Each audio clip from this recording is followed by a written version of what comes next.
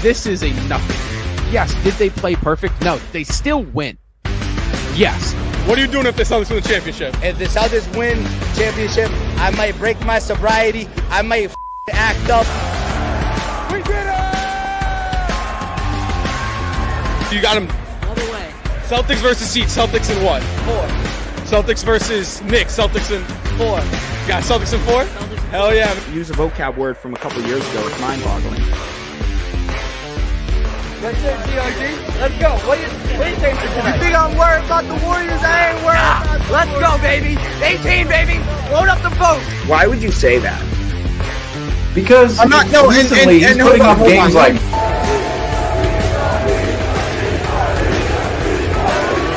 Above our head for the players. Literally right now. But I think when Marcus, especially Marcus, when he got traded, I think that was a wake-up call. You think right now Rob, it's still New York? I do. And when I think of the Celtics dynasty, honestly, one of the first names that comes to my mind is actually Brad Stevens.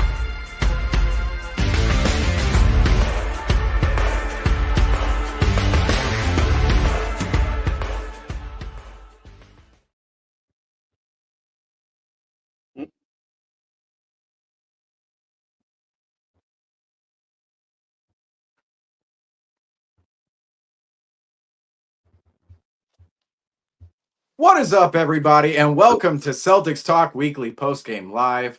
I am your host, Seamus alongside of me tonight, Nick, Franco. We are, of course, starting now, folks. We're starting now. That's how it works here at Celtics Talk Weekly. But the Boston Celtics defeat the San Antonio Spurs 121-111 tonight down in San Antonio, the last game of the season against the San Antonio Spurs. Of course, no Victor Wembanyama tonight for the Spurs, was ruled out for the rest of the season back in February with blood clots in his shoulder. So a little bit lesser of a San Antonio Spurs ball club the Celtics saw tonight. However, the Boston Celtics missing Al Horford, they didn't look lesser at all tonight as the Boston Celtics put up yet another dominant win out west on their West Coast road trip. Right now, the Boston Celtics are just cruising. They end the month of March 13-1. I mean, Franco, remember back in January and February, we couldn't even get 3 straight wins. Now we're going 13-1 in a singular month. And it kind of feels like the 2024 team all of a sudden at the end of the season, where this team is now going on a run. One more game left on the West Coast road trip against the Memphis Grizzlies coming up. The Grizzlies, of course, firing their head coach, Taylor Jenkins, this week. That one should be an interesting conversation to have as we move forward going into the Grizzlies game. But tonight we're sticking on the Spurs game. The Boston Celtics come out with a 10-point win. This one was never really in doubt for most of the game for the Boston Celtics, and the Celtics continue their ride throughout the Western Conference, and now they'll look to go back home after this one, after the Grizzlies game, I should say, with a perfect record on the West Coast road trip. But for tonight, Franco, you know the drill here. Initial thoughts between the Celtics and the Spurs. No, it's rinse and repeat when it comes to these final games with the closing out of the season.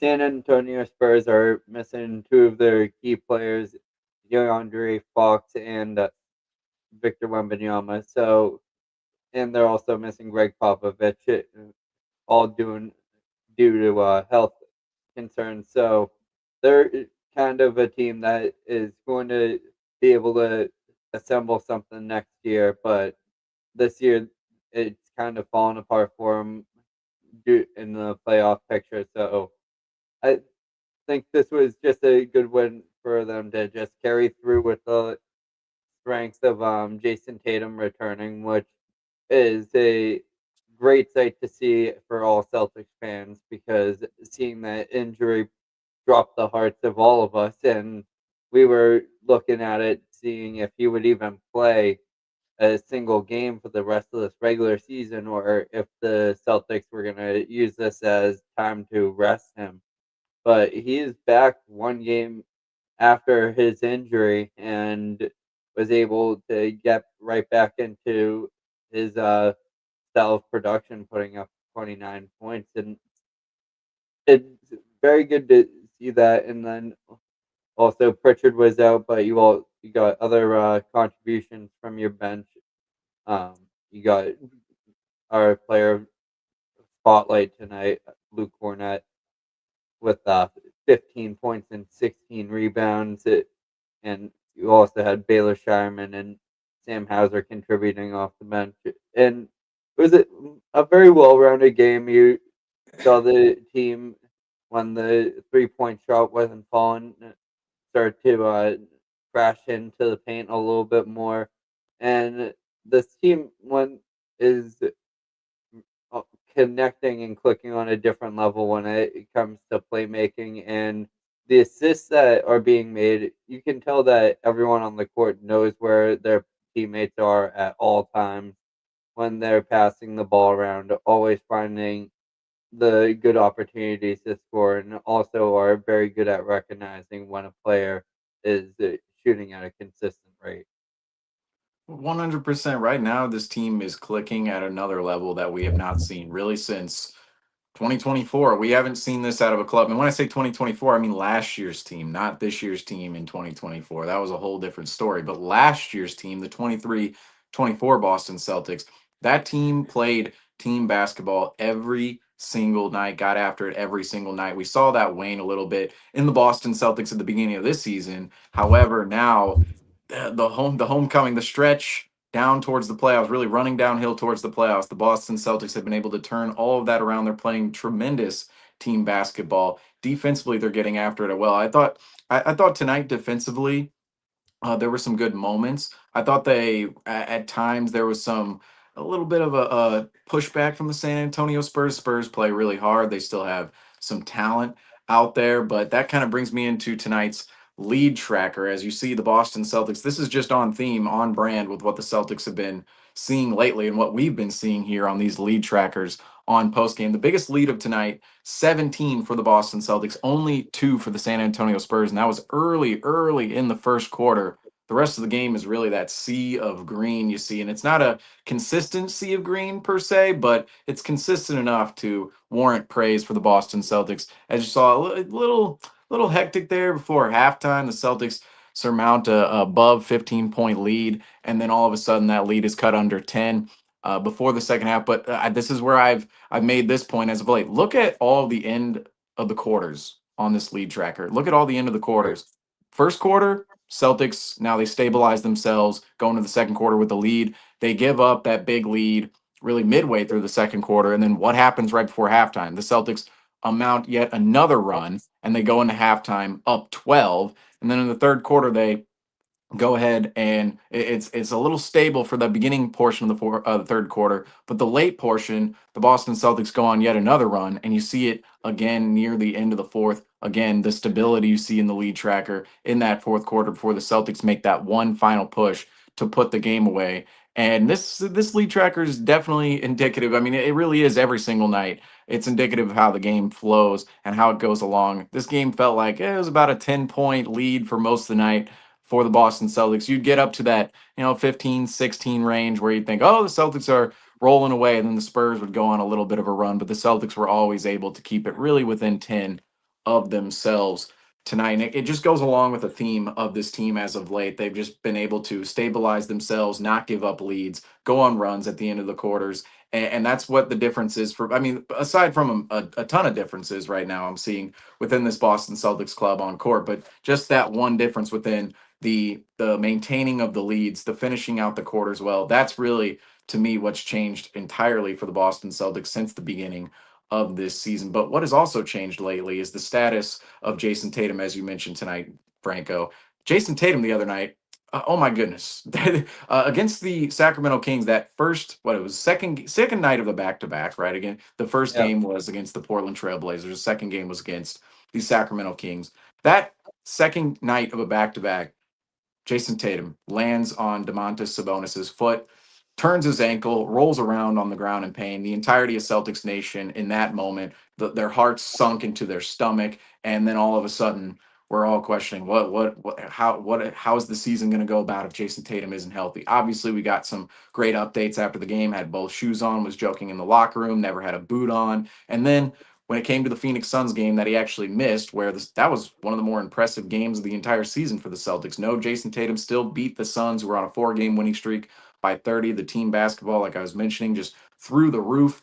in that game, but Jason Tatum misses that game. However, he's upgraded from doubtful to questionable. He was never out initially, but he was doubtful. He was upgraded to questionable, and then of course they ruled him out. And that was a little bit of some virtue signaling out there that the Celtics, he's healthy. He's healthy. He's not. This isn't Right. a 2 week, 3 week, 4 week ankle sprain. He's healthy. And as we saw tonight, Jason Tatum, well, he came out on the floor and he looked what I just said, healthy. I mean, look, that was less than a week ago. He turned his ankle, and we were thinking, oh, how many games is Jason Tatum going to miss? How much is this going to impact the Celtics down the stretch of the season? Well, doesn't seem to be that much because Jason Tatum tonight came into the arena in Texas, in San Antonio, 10 of 22 from the floor, 2 of 9 from three. Hasn't been great from three as of late, but just from the field, that's what we talked about with Jason Tatum. Still putting up efficient shooting lines, 10 of 22.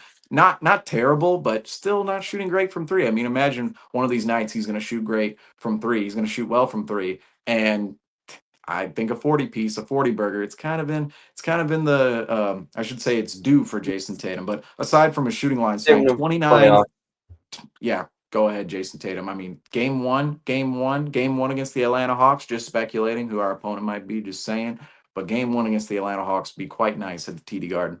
But otherwise, other than Jason Tatum's shooting lines tonight, 29 points, 10 rebounds, 8 assists for Jason Tatum. 8 assists. Also on the night, 1 block out there. Only 1 turnover. I mean, that's something we should probably mention a lot more with Jason Tatum is just that turnover number. Usually it's pretty low. A couple seasons ago, we saw him and Brown. Just it was routine. They were turning the ball over 3-4 times a night. Tonight, Jason Tatum only turns the ball over once, takes 22 shots in this game, 8 assists. I mean, think about that assist to turnover ratio, 8-1 right now. And that or for this night, for this game, Jason Tatum is on another level right now. He's making it look easy. He goes into every single game, nearly putting up a triple double. But what even made this what made this performance even more impressive for Jason Tatum tonight is the fact it comes after that ankle sprain, comes off of him missing a game, and we thought, is there going to be some slowdown from Tatum? Oh, when is he going to return to the lineup?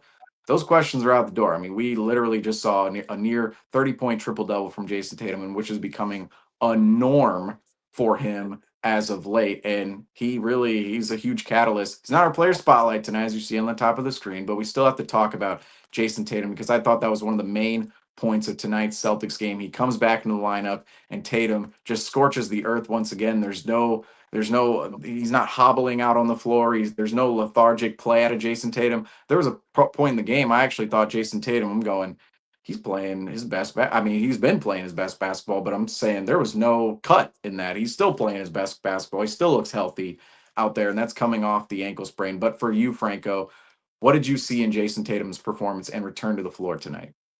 Yeah, returning after and getting right back into having 36 minutes, I would have expected maybe a little bit off the gas pedal, but he kept it on going, stayed in the game through the final fourth quarter, and it wasn't due to the team not being able to maintain that lead without him, but I think he was able to find his stride and didn't really seem like this injury is phasing him.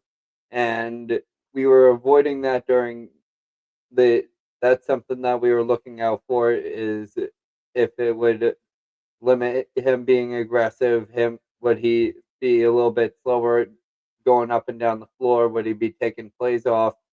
And that doesn't seem to be the case whatsoever. And as we all know that when Tatum is playing, this is the main reason the Celtics are a contender to go back to back and win another championship. If Tatum can play at this level on a frequent basis, we're lucky to see it. And as a Celtics fan, we know that that's the expectation for him. When we're texting in the group chat before a game, we always know that we can go with Jason Tatum as the safe answer to put on the top banner here as the player spotlight. But at this point, it has to be a night that is outrageous. One of his, as Seamus said earlier, a 40 burger. If he's around that's when we'll give him that. But that the fact that he's able to get back to his 100% and be able to maintain that consistent play, being able to rely on the other players on the court, everyone else in the starting lineup tonight were able to find efficient shots within the offense because of Jason Tatum creating the opportunities. The amount of attention that he draws from players like Drew Holiday, who was another player who had a great game tonight. When you have Jason Tatum drawing double teams and allowing players like Drew Holiday, Derek White, and Jaylen Brown to cut to the lane and find open lanes to the basket and open 3-pointers in the corner, and this team's playing at a high efficient shooting level. This is going to be a hard team to beat, and I see this team being able to close out this regular season playing at this same intensity, and I think there's still another gear that they can kick it up to in playoffs, and then there's another gear that they can kick it up to when it comes down to the finals once it gets to that level.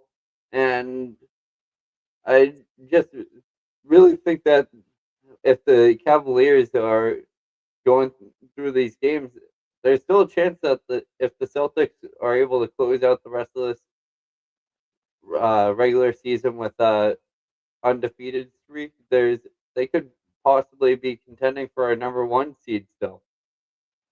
Yeah, and you actually mentioned that number 1 seed.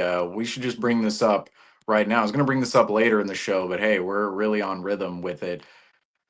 Guys, the New York Knicks are no longer in contention for the number 2 seed as the Boston Celtics tonight officially clinch no worse than the number 2 seed in the Eastern Conference, which I'll point out with this. The Boston Celtics, they clinch a number 1 or number 2 seed in the Eastern Conference. This gives the Celtics a little bit more leeway the rest of the season to now rest players, kind of mix and match those rest days with key guys. And yes, you still want to be competitive. Yes, you want to be going into the playoffs with your rhythm if you're the Boston Celtics over these next 8 games. But as for the seeding, the Boston Celtics no longer have to really worry about the New York Knicks catching them for the number 2 seed. Never really was a concern all season. There were points where it was a little contentious, but the Knicks never really made it a real fight against the Boston Celtics. And now, Franco, as you mentioned, the Boston Celtics could actually be that team contending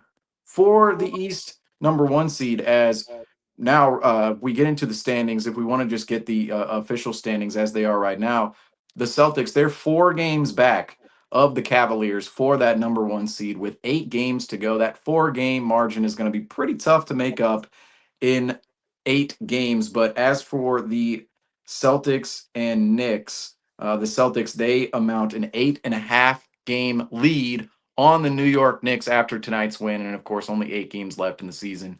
The Boston Celtics and New York Knicks, they can no longer cross paths within the standings as the Boston Celtics have clinched at least the number 2 seed this season. But Franco, you, of course, you got to take a victory lap on this because, folks, I'll let him take it away, the King of New York.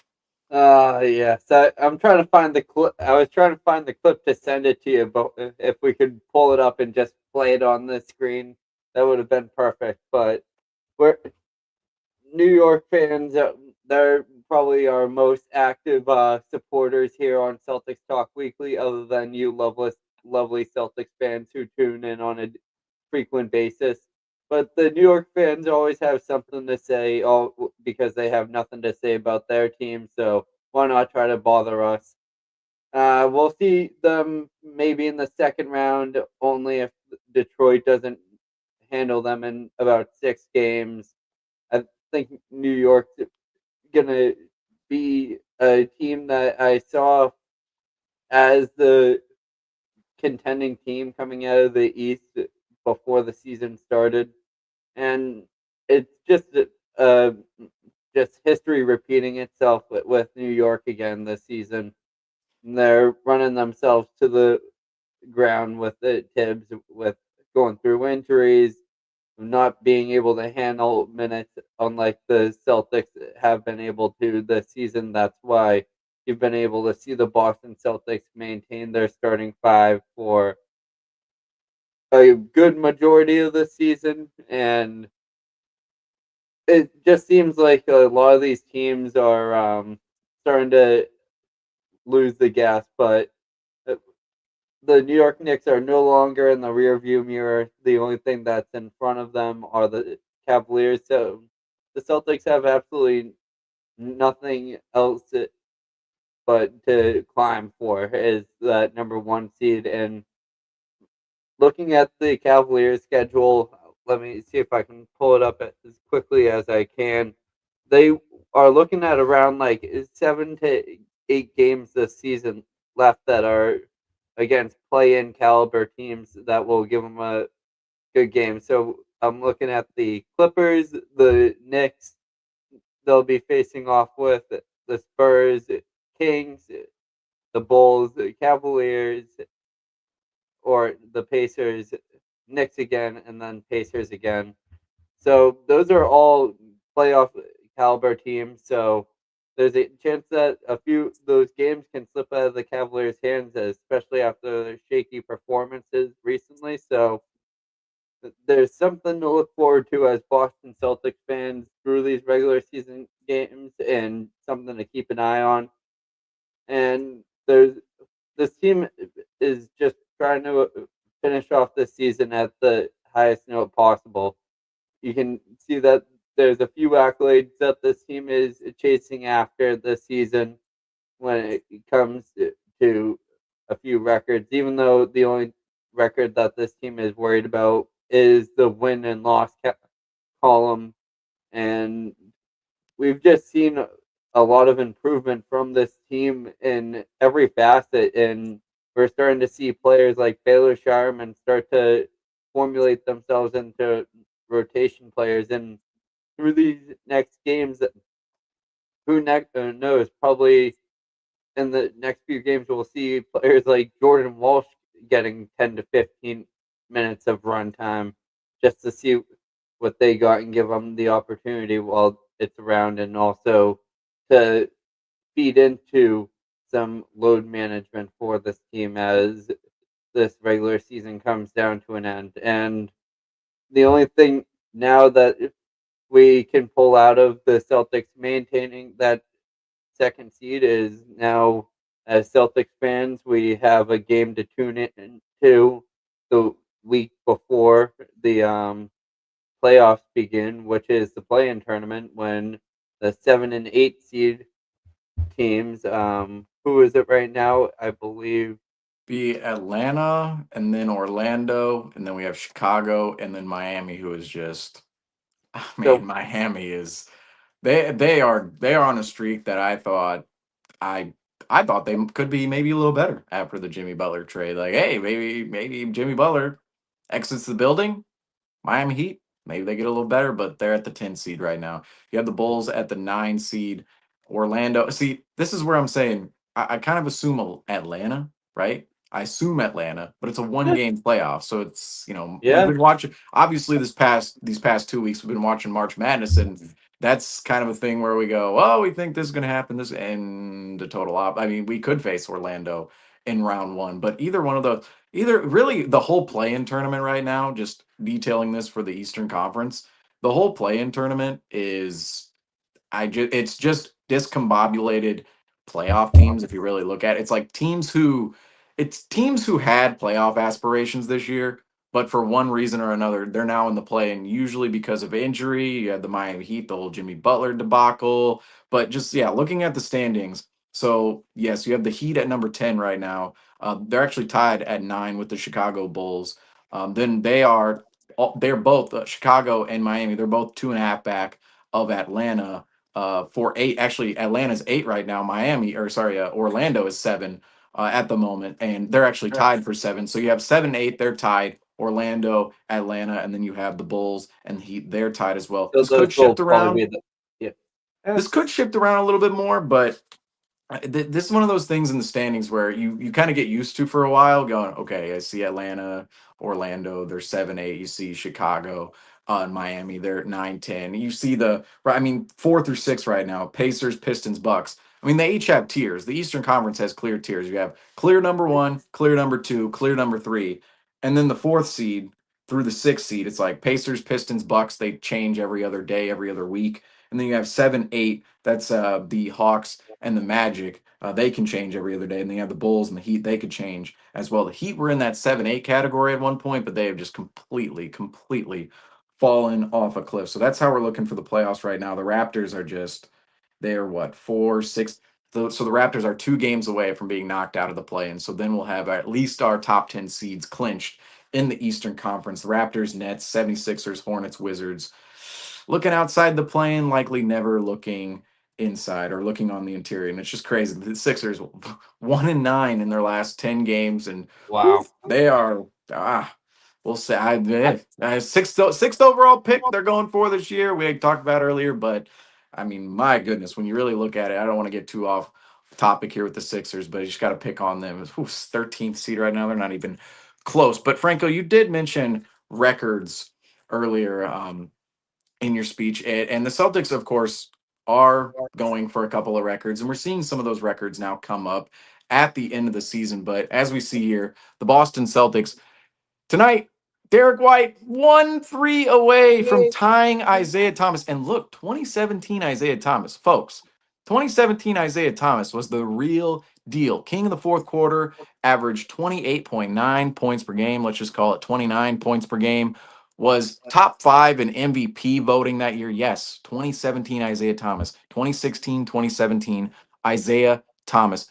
Top 5 in MVP voting. We think about some of the players who are top 5, even top 3 in MVP voting, how talented they are nowadays. Well, Isaiah Thomas, that's how talented he was in 2017. I mean, he's always been that talented, but let's face it, that year was a historic year for Isaiah Thomas, particularly in the fourth quarter. And of course, from deep as well, 245 3-pointers from IT in 2017. But look, I don't think that record is going to stand for too much longer, as Derek White was 1-3 away from tying Isaiah Thomas's record tonight and could have had a chance at the end to tie it. Missed 2 straight threes. Didn't happen for Derek White, but most likely will happen in Memphis as we move forward, or another game later on down the line. But you see number 4 and number 5, Jason Tatum and Peyton Pritchard, both there as well. So Derek White, what's crazy is these 3 players, first of all, they're so close together. I mean, either of these players could finish on top of each other. You could have Pritchard, Tatum, White. Pritchard already holds the record for most 3-pointers made off the bench for the Boston Celtics. And any of these 3 players could finish above each other. You see Peyton Pritchard, he's only 7 3-pointers behind Derek White. He's only a 3-pointer behind Jason Tatum. Tatum is 6 behind Derek White. So any of these players, I think by the end of the season, we're going to see 1, 2, and 3 be these 3 guys: White, Tatum, and Pritchard. Of course, IT and Jason Tatum from 2023, they're probably going to be moving down to slots 4 and 5. But it just shows how historic this Boston Celtics club has been. And I'll mention here, Derek White, for all the struggles we've thought Derek White's had this season, look at that. 2nd all time. And he's going to take over that record eventually. He's going to be first at some point, we think, in the next game. Again, Tatum, Pritchard, they could take that over at some point. But Derek White, for all the struggles we've seen him have this season, particularly early, still having a historic season from 3. And that's just crazy to say when we were talking about Derek White as somebody who was just kind of going through the motions, not playing his best basketball back in January. Still comes out on top of history at the end of the season. But that brings me to another graphic here, is the Boston Celtics. Most threes in a season. Most threes in a season. First, you have the 20. So you can see the eras here. You don't see any teams from the 80s, the 70s. No, none. Nothing out there. You see all from 2015 and above, really 2018 and above in this graphic. 23 Golden State, the most all time. 24 Boston last year. The Boston Celtics, that championship winning squad. 2nd all time, just 12 3-pointers behind the most all time. Now, it certainly looks like the Boston Celtics this year, they could take over that record. And the Boston Celtics, you look at them, I mean, they have three teams on this chart right here. Three teams. You have the last 3 years. The Boston that certainly shows that Missoula ball the Boston Celtics are playing, and really that just high volume number of threes the Celtics take. Certainly indicative in this chart. So a couple of points after this game when it comes to NBA history in the Boston Celtics, and another one with the Celtics winning their 55th game tonight. The Boston Celtics become now this iteration of the Boston Celtics, so 23, 24, 25. You saw it there on that graphic with the three-pointer graphic. But 23, 24, 25, the Boston Celtics win 55 plus games all 3 of those years. That's the first time the Boston Celtics have won 55 games, 3 straight seasons. That's the first time since 1986 to 1988. So 86, 87, 88. That's the last time the Boston Celtics won 55 games, 3 straight seasons. I mean, Franco, we're seeing something utterly historic with this Celtics run right now and these Celtics ball clubs. And you see all these numbers on screen. And the one I just mentioned, again, 55 wins. The Celtics clinched tonight. That's the 3rd straight season with 55 wins or more. First time since 1986, 87, 88. But my question to you, Franco, is where does this Celtics team rank? Well, I should say Celtics generation and iteration. Where does this Celtics generation rank all time? You have the 60s Celtics. You have the mid 70s Celtics in there. You have 74, 75, 76. They won 2 titles in 3 years. You, of course, have the 80s, 81, 84, 86 titles, made the finals a couple more times. And then after that, you have really the early 2010s, late 2000s. But where does this early 2020 Celtics generation rank for you? Is it going to be number one after it's all said and done? Are we going to be slotting just behind that 80s era? Where would you see this Celtics era ranking amidst all the great Celtics basketball we've seen? I think that's gonna be. We still have to see when it's going to rise and fall because this team is still getting to a point that we haven't even seen them reach yet. We don't. Once we get through the this season, if this team is able to go back to back, this is the best team that we've seen in a or best generational run that we've seen from this team in a very long time. You compare them to a team like the 60s when they went on that run of winning. How many championships was it in the I mean, you have 60s? 11 and 13 years, I believe. So Yeah, 57 to 69, you have 11 championships. So that's, I mean, 12 years with 13 seasons in there. So yeah, that's pretty hard one to beat, I will say, but it's kind of a different era of basketball, less right. teams. When I say kind of different, I mean completely different era of basketball. You have less teams and whatnot. But for me, I mean, I'll throw out a hypothetical for you, Franco. So this team, say they do go back to back this season, right? That would be 2 championships, right? Back to back, 24, 25. You have a finals appearance in 2022.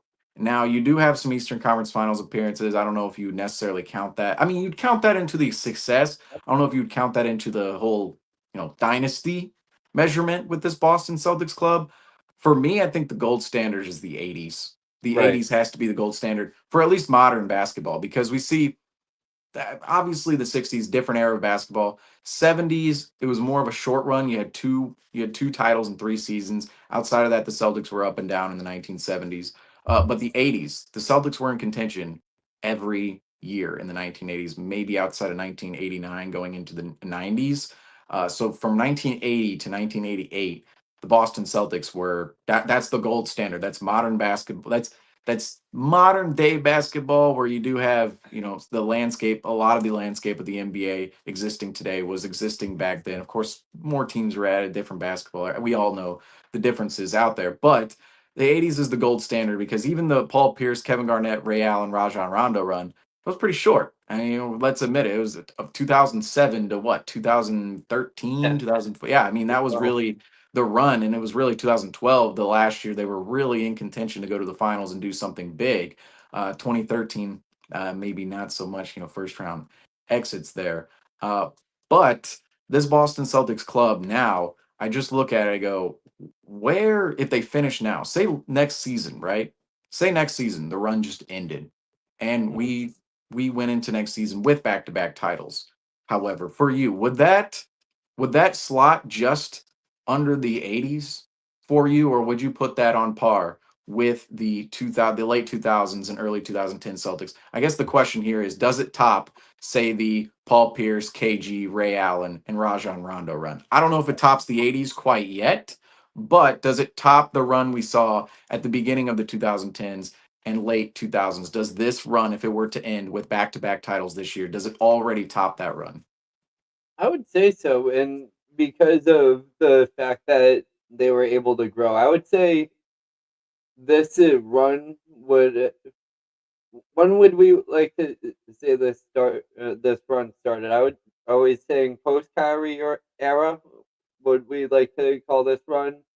I would Because say, see, like I always see the iterations of the Celtics, like they go 2 years, 2 years, 2 years, because you had in 2014-15, you had Rondo at the beginning of 2014-15. I don't want to go on a long spiel here, but I'm just going to name them all out. You know how this goes. But 2014-15, you have Rondo at the beginning of that season. You trade Rondo for Isaiah Thomas during the trade deadline in 2015, and at 14-15 team, they were the 7 seed in the Eastern Conference, and they I want to say randomly made the playoffs because that was the year. That was the year after the 25 win season. The Celtics were not supposed to be good in 2014-15. Instead, they made the playoffs as the 7 seed. We all saw they got swept in the first round by the Cleveland Cavaliers, who eventually went on to the NBA Finals. Didn't win. That was the first Golden State Cleveland Finals we saw in 2015. But Celtics make the playoffs that year as the 7 seed. The next year, the Celtics, they move up to the 5 seed. They're in contention at the end of the year. It's like 4, 5, 6. The Celtics could finish anywhere in there. It's kind of what we're seeing in the East and West right now, where it's all tight. Celtics were tight in there at the end of that 2016 season. And of course, the Celtics make the playoffs as the 5th seed. I would slot in 15 and 16 as their own teams because those teams had Evan Turner. They were a little bit different of a look, didn't have Al Horford yet.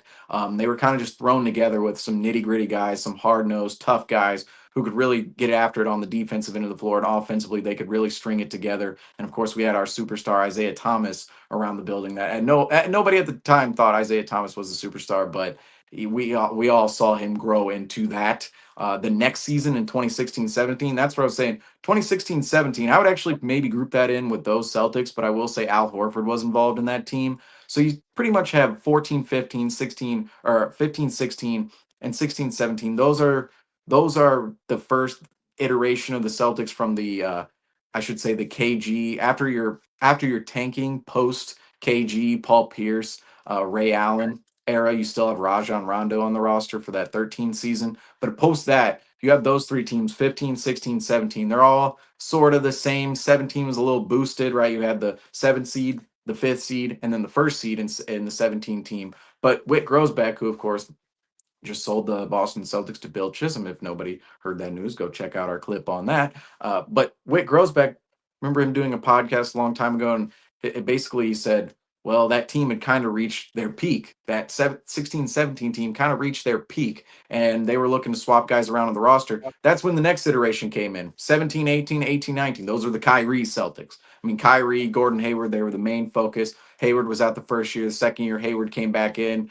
There was some debates like, oh, you had Marcus Morris, Tatum, Brown all playing well as forwards. And of course, Tatum and Brown were more forwards back then than they are today. They're more guard/forwards, those hybrid players. But back then they were pure small forwards. And you had Brown, Morris, Tatum all play well, and you had Hayward coming there, and it was like, oh, give Hayward all the minutes, even though he's not playing as well as these other guys. But that was kind of the Kyrie Hayward era. 1920, that was the first Jason Tatum, Jaylen Brown year where it's like, here's the keys to the car. Of course, Kemba Walker came around that year. Kyrie was gone. Hayward was actually around in 1920, made a great contribution. I remember there was actually a game in San Antonio. That season was just, dang, Hayward, he played great the first 9 games. I believe it's the first 9 games. Hurt himself actually in San Antonio. So every time we go to San Antonio now, I'm like, oh, Hayward, if he was just healthy there.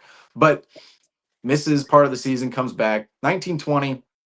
And then 2021, that's sort of the same to me in the sense of, okay, you threw together this roster. That's kind of the Kemba Walker era, I would say. You threw together this roster in 1920. It succeeded. You did the same. You made minimal upgrades in 21. Tristan Thompson for Daniel Tice. You swapped out Brad Wanamaker for Jeff Teague. Those are really the big acquisitions that offseason. Of course, you lost Gordon Hayward, period, there. But then 21, 500 record, just completely, utterly awful. And then you have 21, 22, 22, 23. Those are, of course, finals contenders. You didn't start the season like that in 21, 22, but in 22, 23, you did when you're the Boston Celtics. You made the finals the year before. I would say, that's like the Robert Williams, Marcus Smart. Obviously, they were on the team before, but that's when they really started taking over as defensive stalwarts for the Boston Celtics. Brown and Tatum really started emerging, and that's when the Celtics became true contenders. Derek White traded for within that era as well. And that I would classify 21, 22, and then 22, 23 as they were not the same, but very, very similar with the little, margins. And then these last 2 years, finally we get the last 2 years. Not trying to go on a whole spiel here, although I'm pretty sure I already have, is the last 2 years. You have 23, 24. You have Drew Holiday, Kristaps Porzingis. This is really the Drew Holiday, Kristaps Porzingis era with the Boston Celtics, just the juggernaut era for the Boston Celtics. And then this season, you pretty much had the same team. You swap around a couple guys, O'Shea Brissett, Svi Mykhailiuk for guys like Baylor Shireman and Torrey Craig. But outside of that, the roster is pretty well the same. The rotations are the same. And the eras, right? They kind of go like that. They're 2, 3 years, 2, 3 years.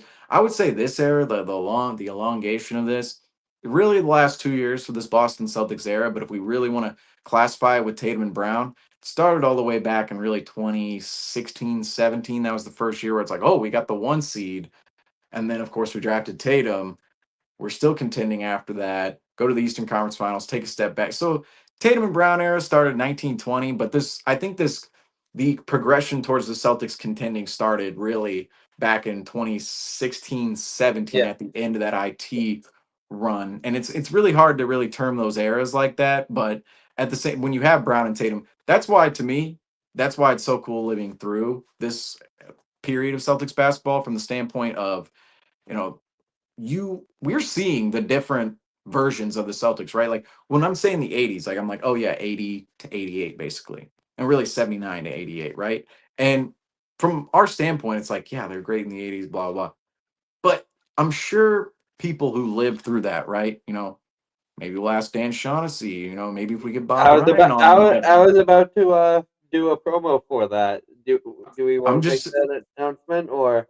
Might as well go ahead, Franco. I mean, I mentioned him, but I'm saying, gotta ask him the question about the '80s Celtics. Like, what different eras were actually in that one era? Because that's what we know. That's what we see. But the cat's out of the bag. Cat's out of the bag. Hopefully not that cat mask, though. Hopefully not that cat. I'll keep it. I'll keep it away, especially if we're talking about such an important guest like we are right now, and we're talking about Boston Globe's very own Dan Shaughnessy, legendary sports Boston writer, journalist. You've seen him on NBCS Boston. You see him on CLNS or doing things around, and he has his new book out, so we'll be talking about that. We'll have Seamus talk about the decades and generational question. I think that I kind of would like to compare the Celtics from 2015 to I would like to consider this a decade from 2015 to 2025, depending on how this season ends and what goes on after this offseason. I'm sure this time is starting to begin. Early promo, folks. Early promo. Wish it lasts forever. We're going to be recording that next Thursday at 4 p.m. So we'll probably have that up the night or day after, just to probably get a promo post up before that releases to give you a quick teaser clip of what we had going on, and we'll give you the release date once we have it. But we're very, very excited to have him coming on. 100%, and like we just saw that. I wish we had a graphic queued up for this, but the iPhone screenshots. Hey, exactly, it's exactly the iPhone screenshots will work. But again, wish it lasted forever. Life with Larry Bird and the Boston Celtics by Dan Shaughnessy. Go check it out. He will be on this program in about a week from now, about a week from today, actually. It'll probably be out here on the YouTube waves for everybody to see. So once that comes out, go check it out, everybody. Dan Shaughnessy will be on the CTW network. That's going to be awesome. But really talking about another awesome topic tonight, that would be Mr. Luke Cornett, our player spotlight tonight. Luke Cornett. My goodness, Franco. I'm glad. I'm happy that Luke Cornett had this game tonight because Luke Cornett, as of late, he's in shape. He's been playing hard. He's been making differences all over the floor for the Boston Celtics. Yet we never quite get to talk about him too much just because his stat line isn't always the most audacious, isn't the most gaudy, and Luke Cornett he's not always the topic of conversation, right? But tonight he is. 15 points, 16 rebounds, 4 assists for Luke Cornett, a steal in there, 7 of 10 from the floor, shot 70% from the field. You see there, 7 offensive rebounds. That really stat padded his 16 rebounds, which is a career high for Luke Cornett. 7 of those, of course, coming on the offensive end of the floor. Celtics, they've been just tremendous on the offensive boards as of late. And you even heard him after the game. Well, Luke Cornett actually had several things to say after the game, but one of those things was, well, the Spurs, they're playing a little small, and the Celtics, they were trying to crash the offensive glass tonight. And well, to get into other things though that Luke Cornett said after the game, we're gonna have to get into the interior angle theorem. Well, how about Luke Cornett calling himself the left guard of basketball? And he also mentioned in his post-game interview offensive linemen. They're the best people in all of sports. Straight up offensive linemen. Luke Cornett, of course, calls himself the left guard of basketball, that is. And Luke Cornett also said you just got to throw your body into the trenches, be physical, and not really care out there when it comes to that. But Luke Cornett, of course, coming away with our SeatGeek player spotlight. Don't forget to use code Celtics Weekly at checkout of your first purchase at SeatGeek for 20% off. Do not forget to go into the SeatGeek app, the SeatGeek website, wherever you want to access SeatGeek, and go type in that code Celtics Weekly for 20% off your first purchase. SeatGeek has you covered for all the greatest seats in all of sports. But tonight, SeatGeek has us covered here as well on the player spotlight, in which was Luke Cornett, who had himself really a career night, career high rebounds, and kind of mentioned some of what he said after the game. Now we've been interviewing, we asked now, let's see, who gave us the Luke Cornett answers? We had Bobby Kravitsky, we had Daniel Donabedian. Okay, any of our interviews out there, right? Go check them out, everybody. Just saying that after the post game, of course, after the post game, but our interviews, right, as of late, we've been asking, the Celtics, the field of beat reporters, right? Who are the best personalities at the podium, right? Who are the best personalities at the podium? And a consistent answer in every single guy. I wasn't, give them all shout outs here. We have Cam Tabatabai and Justin Turpin on there as well. I know I mentioned Bobby Kravitsky and Daniel Donabedian. Don't want to single each of one of these guys out because I can't remember the quiet answers. I can't quite remember the answers in which they gave, but I know the consistent theme within all of their podium answers. Luke Cornett came up almost every single time. Almost every single time when it came to who are the best personalities at the podium. Oh, we got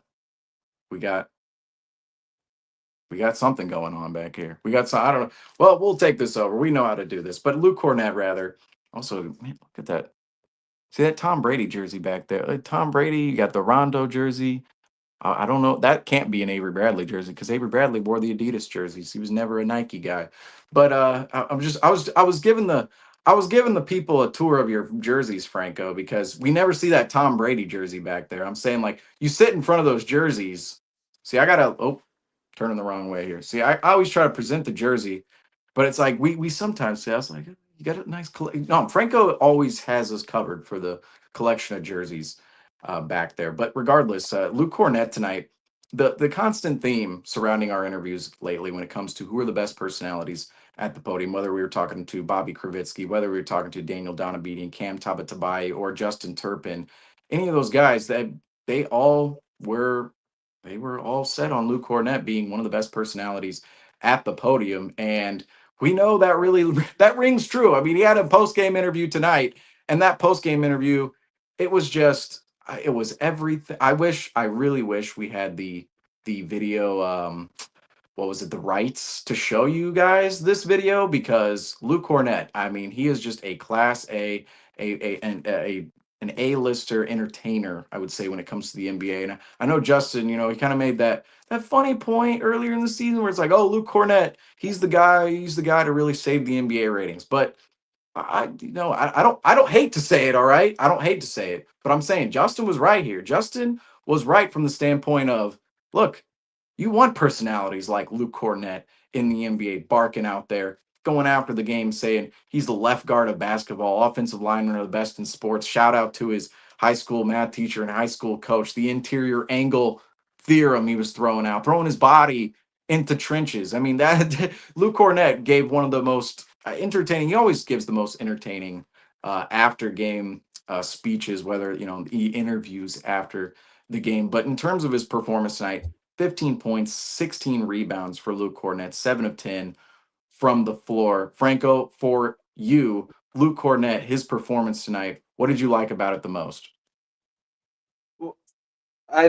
When you hear Luke Cornett comparing himself to a left guard, we're looking at the Patriots' offensive line. They're looking for a desperate need after and Stephon Diggs. They're missing one more final piece. So if Luke Cornett wants to double up on jerseys in New England, talking about the Patriots jersey I have out in the back, we might need him for the Patriots season to protect Drake May. But just the personality to go along with what you said, I'm sure in the 10 years that we got to make this happen. We got to have Brian Scalabrine once he has a little bit more experience under his belt, being the head broadcaster. And come on, Celtics Talk Weekly, Luke. Come on, Celtics Talk. Yep. If there's any player that we might actually be able to land an interview with, just saying, Franco, it might be Luke Cornett.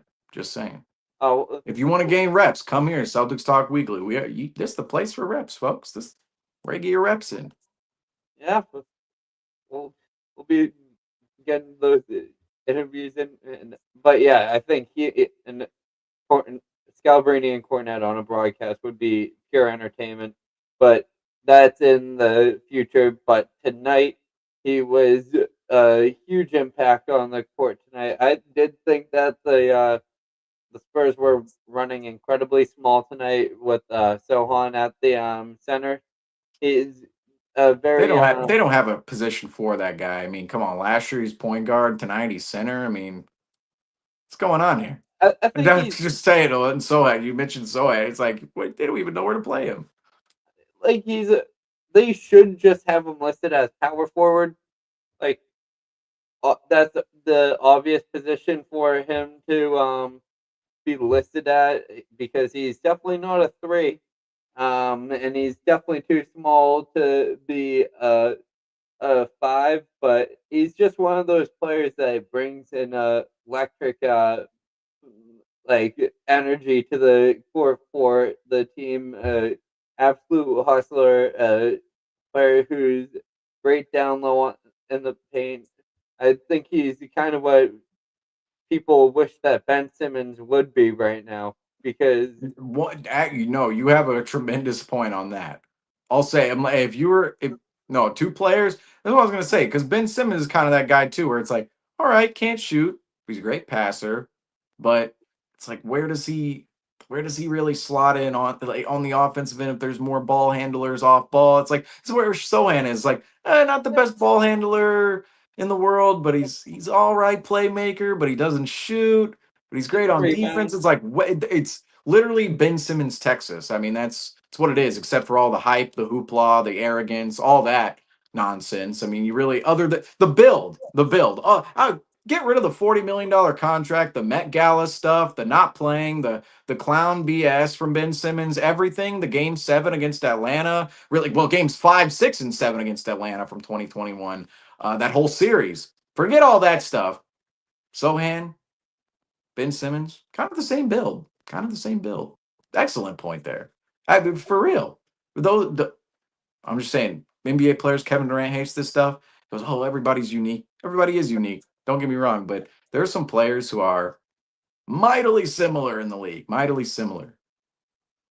Yeah, but that's something that the Celtics were completely able to take advantage of, and you saw that when the team started to stand more and away from the 3-point shooting and had that efficient run in the paint that he kept the Celtics ahead by 10 points throughout tonight's game.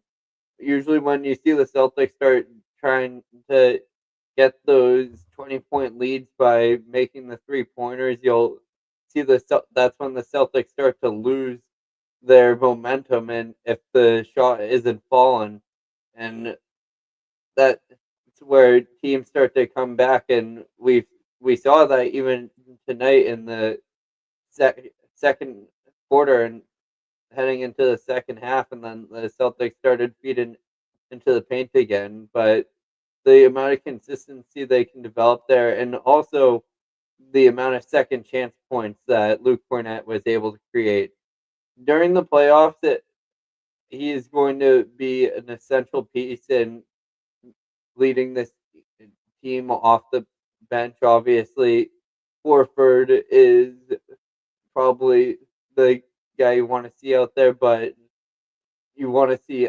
I think Horford's a player now you want to see out there, not as the main number 5. Maybe if the other team is running small, you put Horford at the 5, but I feel like Horford's a lot more comfortable out there when he has another big like Kristaps or Fournette to rely on to do all the dirty work down low, get into those box outs, and be able to just rely on his 3-point shooting and his IQ to make his impact known on the court. So that's where Luke Cornett comes in, and he's the serviceable big man for this team. And we start to see the NBA shy away from it, and Luke Cornett's one of those reasons why teams should be continuing to have those big men who can really just help you lock down rebounds, and that kind of separated the Celtics tonight, and being able to win tonight's game is controlling the paint and controlling the rebounds, and that was effort was led by Luke Cornett. Well, Luke Cornett right now, he well, I mean, this whole time with the Boston Celtics, he's been ramping up his play and getting better and better and better. And right now, I think Luke Cornett is playing some of his best basketball he's ever played with the Boston Celtics. I mean, certainly one of those numbers indicates that tonight. The 16 rebounds, career high for Luke Cornett, 7 offensive rebounds as well. And they go towards the 63 rebounds the Boston Celtics had on the night. And it was just a phenomenal rebounding night for the Celtics. It was a phenomenal assist night as well for the Celtics. We'll get into that in a little bit. But Luke Cornett grabbed 16 rebounds tonight, career high, and it does show some of the best basketball he's been playing as of late. It's very indicative of that. And Luke Cornett, he continues to be rewarded. He's rewarded with minutes, and he's rewarded with himself with good play. And this summer, I do question if Luke Cornett is he playing himself. I would say right now, certainly this season, might be playing himself out of a minimum contract, which scares me just a little bit, knowing that another team could throw out a serviceable deal for Luke Cornett and the Celtics could lose him this summer. That is 100% a possibility. And that's why for me, I'm enjoying these Luke Cornett performances right now. And that's why, again, this back-to-back season potentially for the Celtics is so important, because you're going to lose a guy like Luke Cornett in the summer if he really outplays the role. He's been outplaying his role for most of the season. And if the Celtics do lose Luke Cornett this summer, that's why this season and even say last season connected to the season is so important for the Boston Celtics. Luke Cornett is somebody on the Celtics roster right now that's slotting into the Peyton Pritchard category of producing and providing way beyond what his salary says he's capable of. And he's making a minimum deal, right? He's on a minimum deal. He's making minimum money right now for the Boston Celtics. And what he's doing for the Celtics, I love what Eddie House said after the game. He's a valuable piece to this Celtics team. Luke Cornett is extremely valuable. I consider him time and time again our third big. I mean, you have Cato, you have Tillman there as well. After Horford, Porzingis clearly 1 and 2 at the big man position, but you have Cornett right there, and Cornett for me is a huge security blanket for if Porzingis or Horford were to ever go down. Horford, age 38, Kristaps Porzingis, a little injury prone. Cornette is a security blanket to use in that situation. But not only that, is when he's playing consistently and regularly within the rotation, Luke Cornette is doing all the little things. I mean, he's Dr. Little Things right now because Luke Cornette, and again, Eddie House was talking about a lot of this after the game, is just the way he sets screens. I was going off on Kristaps Porzingis in a good way about how Porzingis and really the Boston Celtics since since the late 2010s, they've had tremendous screen setters at the big man position. I think a lot of that has to do with Al Horford being in the locker room and out there on court, really teaching some of those guys, seasoning them up. But the Celtics have had tremendous big man screen setters. I was talking about Porzingis and his ability to set screens the other night. But Cornette, I mean, him too. Luke Cornette on screens, I mean, he's always standing his ground. He's always rolling at the right times. I mean, timing. I mean, I don't know about you, Franco, but I've watched a lot of college basketball in the last 2 weeks from March Madness, and I'm sure a lot of our viewers have out there as well. And it's just what sticks out to me about the college game opposed to the NBA game, or comparing the two, contrast to the NBA game, is the college game. There are so many moments where college kids just don't really know how to time a play up, whether a big just is rolling too early, rolling too late, a ball handler kind of gets downhill too early, doesn't really put his guy on, is like a little bit too erratic going to the rim, really talking about the pick and roll here. Luke Cornette in the pick and roll, the timing, along with, we know we have elite ball handlers, Derek White, Jason Tatum, Jaylen Brown, Drew Holiday, all those guys can set up anybody out there on the floor. But Luke Cornette, his timing along with our ball handlers' timing, whether that's Tatum Brown, Holiday, or White, the timing is just impeccable. The chemistry is impeccable, and Luke Cornette alongside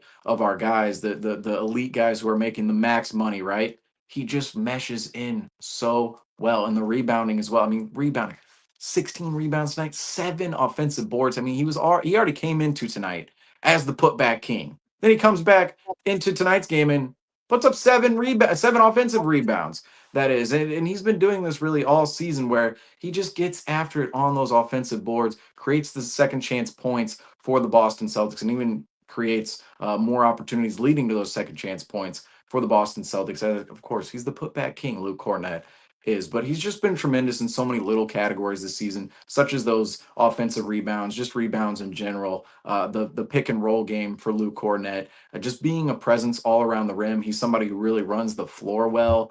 And then defensively too, Luke Cornette, he's great when it comes to positioning himself on the defensive end of the floor, hedging on certain screens, really switching out. There was a couple of possessions where Chris Paul made him look a little silly tonight at times, I will say, but outside of, one of the best ball handlers, point guards, I mean, the point god and Chris Paul in NBA history, outside of a couple moments of him saucing up Luke Cornette out there, which is, I mean, Chris Paul is going to do that to every single big, even though he's approaching age 40.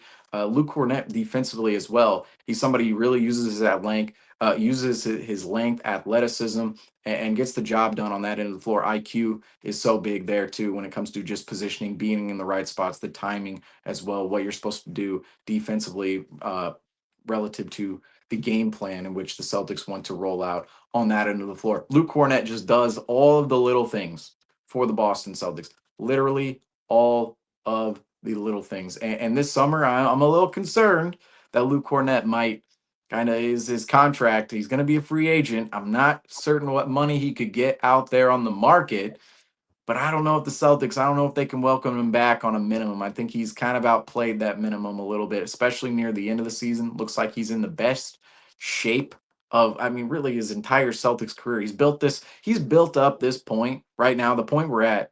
Luke Cornette has built up his body to get to this point ever since 2021, and it just continues to this day. But just looking ahead at the summer, Franco, we're gonna, maybe talk about the future a little bit. Do you have a worry that the Boston Celtics, do they have a Luke Cornette problem when it comes to paying him during the summer? Could this be the final 8 games of the regular season Luke Cornette plays in, as well as the playoffs? Obviously, we're gonna have a great time. We're gonna enjoy these 8 games in the playoffs with Luke Cornette. But is Luke Cornette on the Boston Celtics next season? Obviously, it's going to be a very interesting summer on how they approach things, and I think it's going to be very dependent on what the results are of the season. I think winning back-to-back championships, you need to assess where you're at and what type of level of aggression you want to continue to spend. And this is where having a new owner kind of puts everything into this is the cards are now in your hands, Bill Chisholm. Now you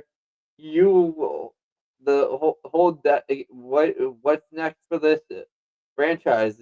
Is this the close off of a our championship run, or is this going to be the type of year next year that you try to become like a three-peat team, which we've seen other dynasties in history do. We saw the Warriors and other teams in the past to be able to go to three championships and be able to outlive their window as long as they can.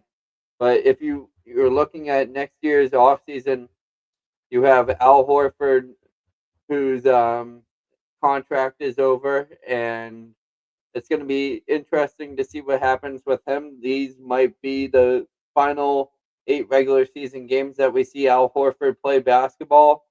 I I think that Al Horford isn't going to be looking for any type of retirement tour as much as I would like for him to have one.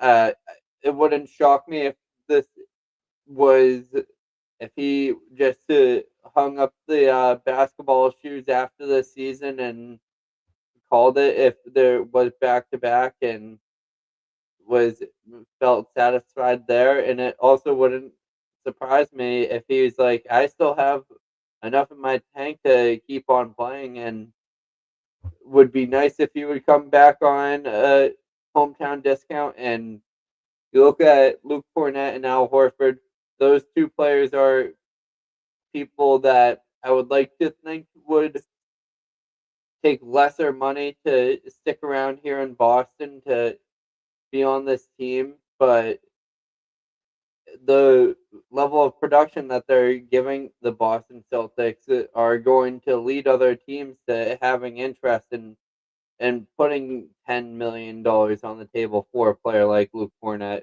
which the Celtics physically cannot offer unless there are some rearrangements to this roster. You look at a player like a Drew Holiday, a Sam Hauser, you'd have to be shifting a few pieces to keep a few pieces at that point. So it's hard to say if those players would be back.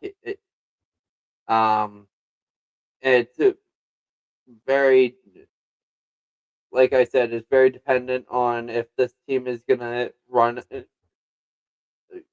it back and win their second championship in a row, and if they want to continue living with this luxury tax, and if they just want to begin to focus on Tatum's money and centralizing a team around Tatum's contract and not having all this extra cash. And the worst thing that the Celtics fans would want to see is this team turning into something that is being used to make someone a profit rather than seeing someone build a successful championship and franchise. And That is a worry. I'm just saying. yeah, We haven't even, we talked like 25 minutes the other day on Bill Chisholm, but I mean, there's still more to talk about when it comes to that aspect of things.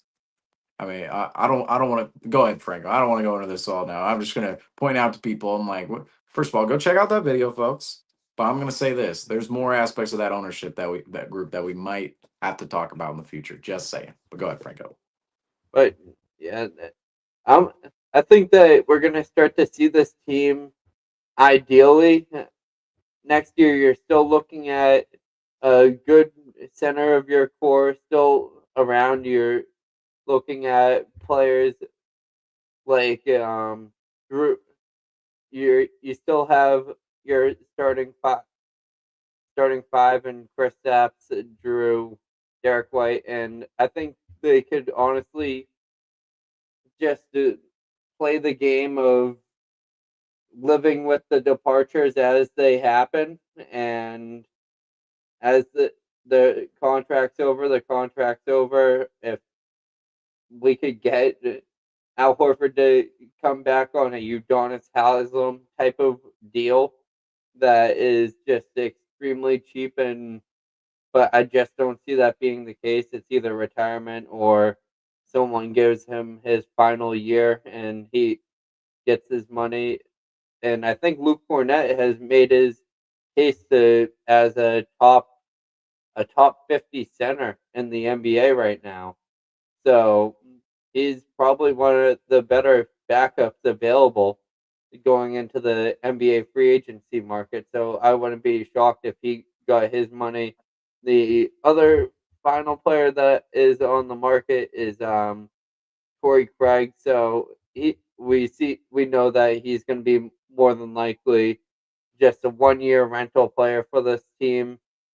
Um, Especially we haven't seen him really get that consistent amount of minutes on this roster. So I know he will be able to contribute when it comes down to playoff time, but after that, I don't see too much after. But I think they're just going to begin to start relying on the draft and holding on to their draft picks and hoping that the development of players like Baylor Shireman, Jordan Walsh, and Nehemiah Skata are all succession plans and can end up all working out for them. And if not, then you'll start to see this team make those tough decisions on if they're gonna ride out Drew Holiday's contract. And the year after that, it's Kristaps Porzingis hitting the market. So just enjoy this Boston Celtics team while it lasts.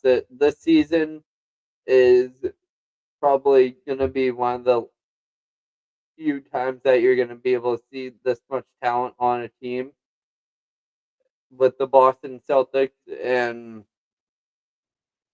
the all the cards are on the table for the next few years. And I think if things are managed properly, this window should be open until 2028. But who knows what the future holds, especially with the new owner.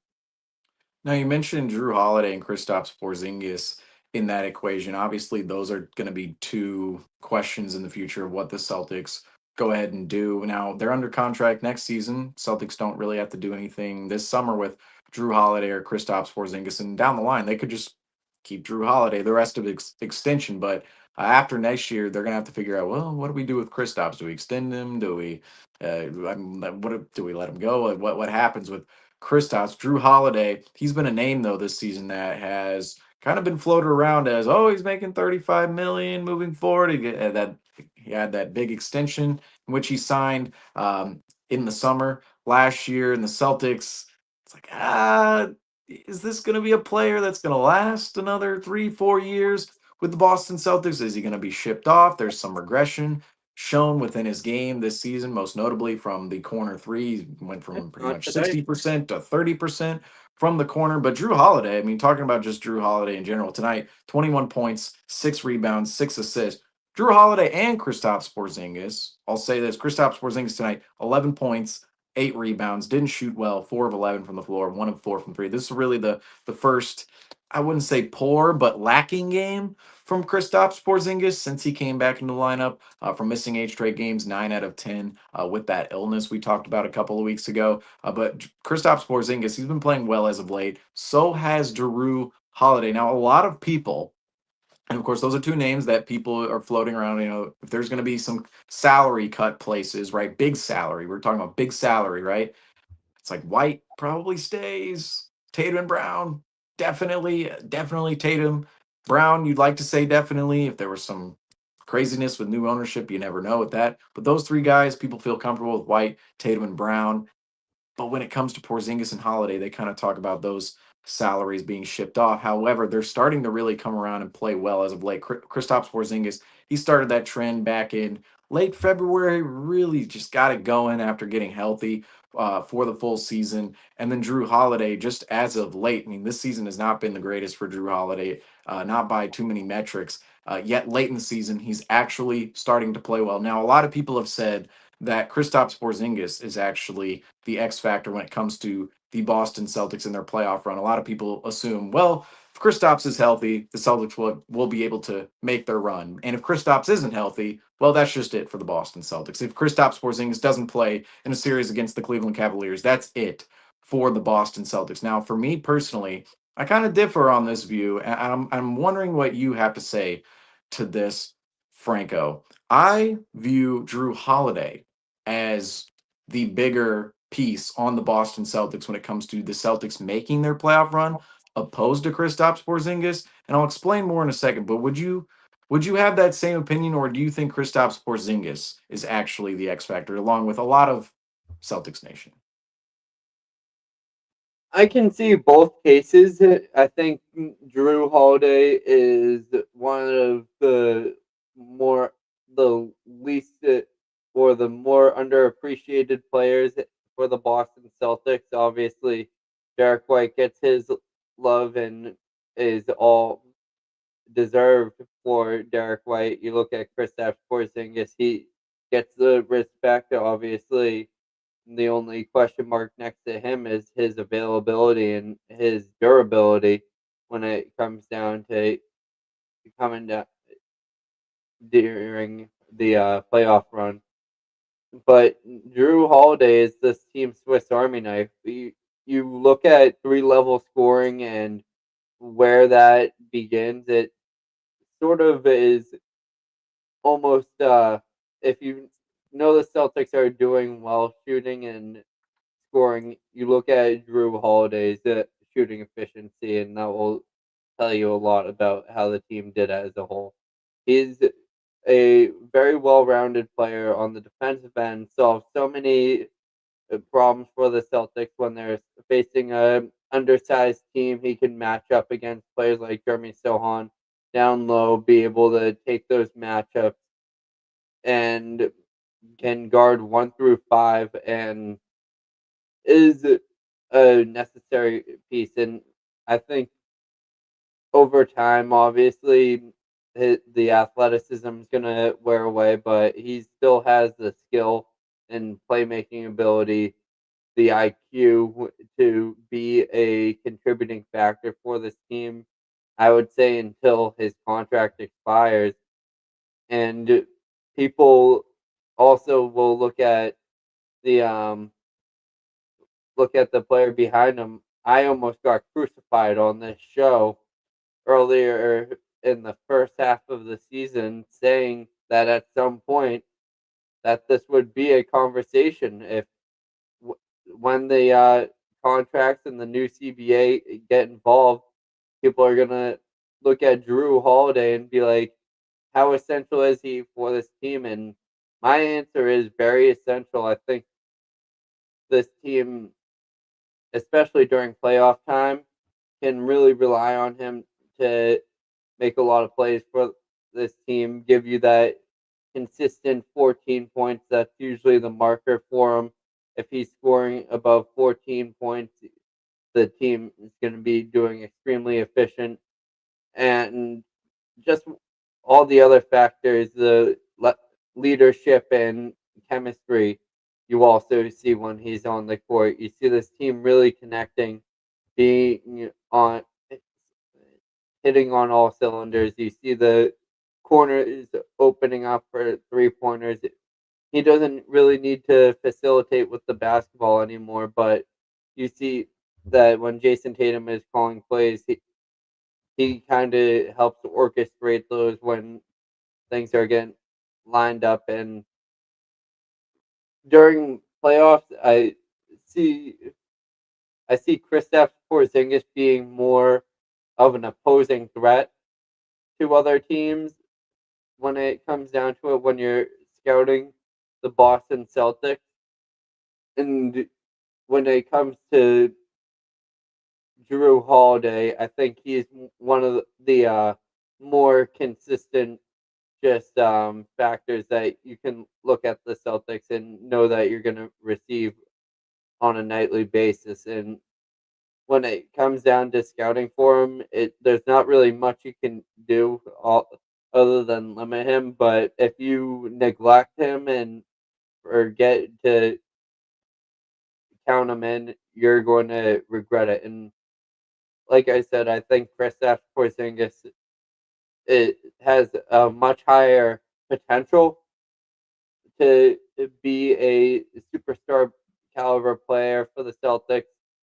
If you had to frame the Celtics as a Celtics big three, you would have to put Kristaps Porzingis over White or Holiday next to Brown and Tatum in that photo. But like everyone said, this team is a starting big six or a big seven if you include their bench, and it's hard to really see this team succeeding without any piece of this puzzle, because that's why we are able to compare this team to the Celtics of the 1980s. Yeah, 100%, Franco. I mean, I would say that everybody on this roster, when we say, big six, big seven, 100% that puts us in line with the 1980s Celtics and even the greatest Celtics of all time. And this team right now, the Celtics team in 23, 24, 24, 25, just loaded with talent. But I will say the refined question here, right? Refined question for me: would it be bigger? Now, let me actually say this first. I loved your point on Drew Holiday being the more kind of all around player, but Kristaps being the more opposing threat to the other team as a force. I will say I love that point on the two players. But for you, who would be the bigger loss for the Boston Celtics? Would it be Kristaps Porzingis? Would Kristaps Porzingis going out of the lineup completely eradicate the Celtics title hopes, or would Drew Holiday going out of the lineup kind of dwindle those hopes a little bit? Who would be the bigger loss in your opinion? This season or like in future Just this retrospect? year, this playoff run. Now, and this is kind of a negative. I'll say both these players are healthy. Both are playing well. I mean, Drew Holiday played well, 21, 6-6 tonight, and he's been playing well as of late. So this shouldn't really even be a conversation, yet it is around Celtics Nation. A lot of people, Porzingis' health, yada yada. But for you, is Porzingis the bigger impact than say if Holiday were to go out of the lineup? And I'm just talking about these two players from the standpoint of, yeah, they've been a little injury prone this season. If I had to play either or and keep one healthy, and this is just from a strategic standpoint, I would rather have I mean, you'd much rather have Kristaps in the lineup, just because if it's a fully healthy Kristaps, you can't really choose many other players within the NBA that you would rather have on your roster than Kristaps Porzingis, a 7'3" center who can do it all, is stretch the floor 35 feet out, and is a defensive threat and shuts down the paint for you. When you're looking at the Celtics team, it would be much easier for a wing to slot in, and you move Derek White up to the one spot, and then you would slot in, let's say, Hauser or Torrey Craig or a Baylor Shireman into the starting lineup, or even Al Horford at the 4 slot with Tatum moving up to the 3. This team is, I say this with just out of a strategic standpoint, this team is much more well depth at the guard and wing position, which is where you would consider Drew Holiday. We've been trademarked on this show for seeing Drew Holiday and Derek White transition into being 3-and-D players, while Jaylen Brown and Jason Tatum take up more of the woodwork, dribbling the basketball up and down the court and being the facilitators and playmakers for this team. But just the difference that Kristaps Porzingis makes in a game makes it hard not to choose him in the either-or situation.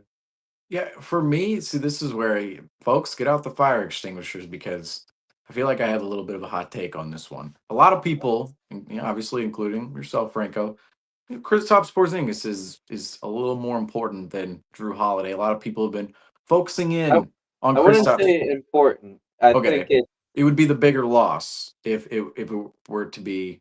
That was the question. So the bigger loss would be Kristaps Porzingis. If you were to lose either one, right? Because that's the conversation of okay, these guys have been injury prone. They've been out. They shoulder impingement. I'm not really paying too much attention to that. But then you have Porzingis, you have illnesses, whatever's going on. I mean, you have the ankle from last year. For me, I look at those two players. You could, it's like, all right, or any of them could miss a game or two in the playoffs. Which one would have the bigger impact if they were to go out of the lineup? And just to clarify this, you're on the Porzingis side, correct? I'm on. Obviously, it's great to have both of them. I'm just saying this. It's like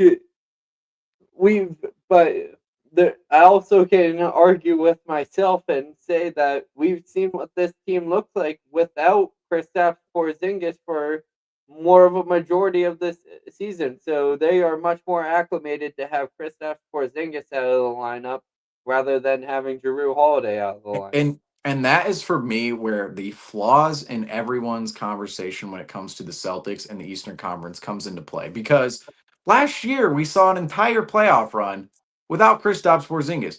Now, yes, no Jimmy Butler in the Heat series. Donovan Mitchell was only there for part of the Cavs series. No Tyrese Halliburton in that Pacers series. And then you face a 5-seed Mavericks team in the NBA Finals. People can go and look at that run and go, a little bit of a cupcake walk. You didn't face the toughest competition. Porzingis might have mattered if you actually did see all these other stars. Sure, people can say that, yet the Celtics were still dominant throughout that playoff run without Kristaps Porzingis. And this isn't even my main point when it comes to that. You made a tremendous point too, and it kind of aligns with that point is the Celtics have been without Kristaps Porzingis more often than Jrue Holiday. I mean, they've been able, like you said, they are acclimated more so to playing without Kristaps Porzingis than say Jrue Holiday. However, I think from the standpoint of who you really need healthy, right? Need. Now you want Kristaps. I mean, you want everybody healthy, but you want Kristaps healthy from the standpoint of he makes you an elite basketball team. He brings your level up even more so from where it already sits right now with this Boston Celtics club, which is a very good team without him.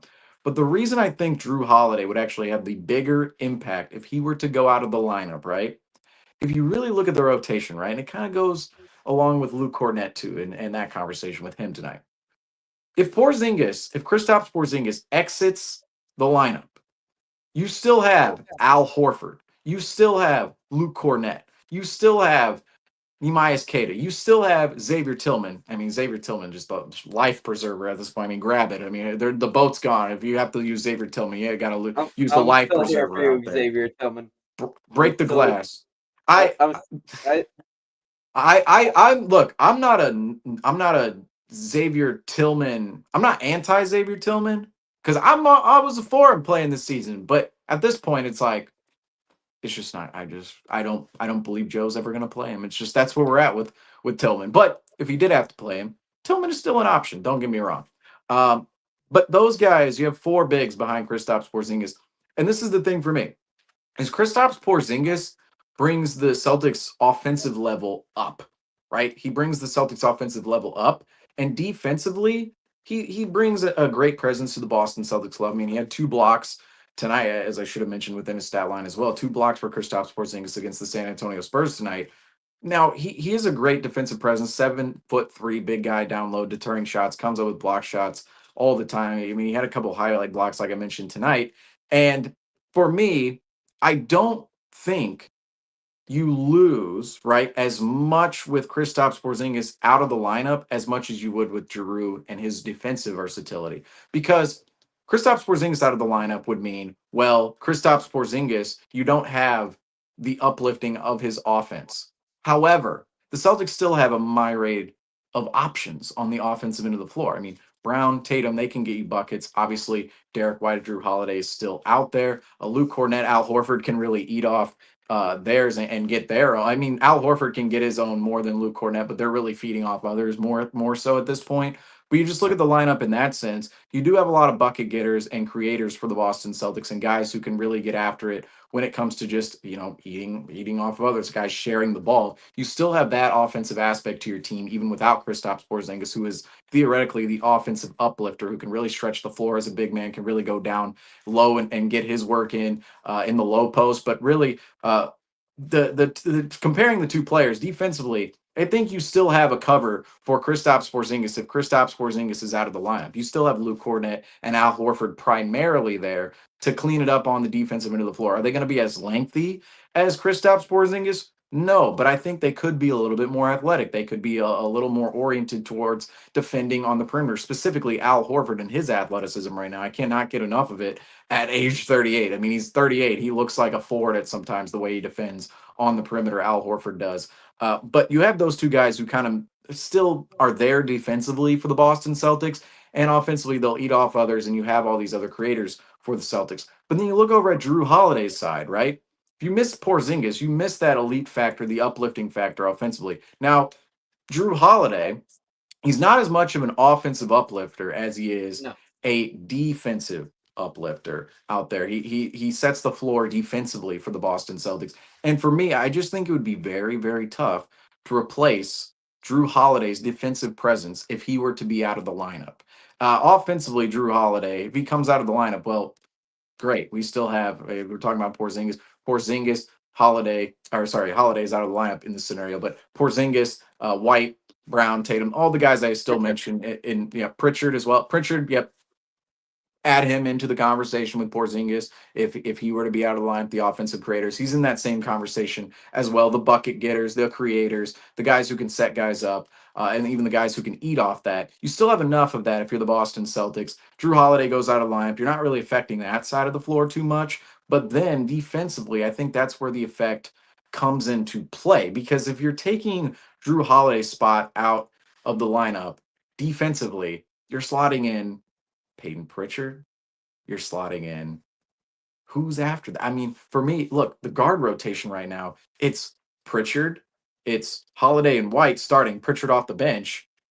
You don't have anybody else. It's J.D. Davison. I mean, it's Griffin's guy, J.D. Davison. That's really who you're looking at. And in the playoff scenario, the Celtics would never go to that. I mean, what they would have to do is, and you did make a great point about Holiday being more, Holiday and White being more the wing type players this year. It's almost switched around. You think Brown and Tatum, they're the wings, but they really are the main ball handlers. And White and Holiday are the wing type players on the offensive end of the floor. They handle the ball considerably less. But you, on the offensive end of the floor, you take Drew Holiday out of the lineup, defensive end of the floor. You take Drew Holiday out of the lineup. You don't have another guard to really slot in out there defensively. You would have to move Tatum, Brown, White to different assignments because you're moving those guys around. Because say in a series against Donovan Mitchell and Darius Garland, say you have Drew Holiday on Donovan Mitchell, you have Darius Garland, or you have Derek White on Darius Garland, and so you have Tatum on Mobley. You might have Brown on Dean Wade, and then Porzingis, Horford, he's on Jared Allen.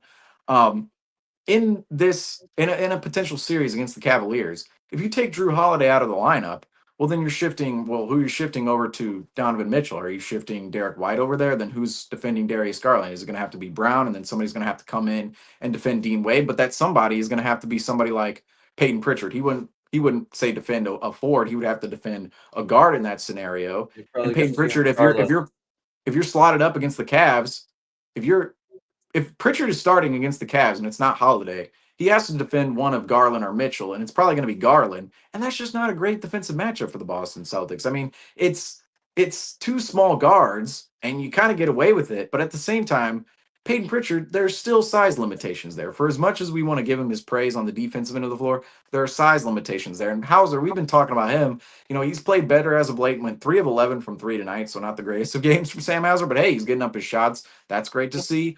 But defensively, Sam Hauser, he's a negative at times. He really is. And from that standpoint, I go, the Celtics bench, if you were to really take out Drew Holiday, you're not slotting these other important players to other important assignments. Drew Holiday is going to have some of the toughest assignments when it comes to the NBA playoffs. And from that standpoint, the Celtics, they're going to be shifting other important defensive players to other important assignments. And then subsequently, they're going to be bringing in somebody to the lineup who is lesser than Drew Holiday, just straight up, whether it's Sam Hauser, whether it's Peyton Pritchard, that's going to be a lesser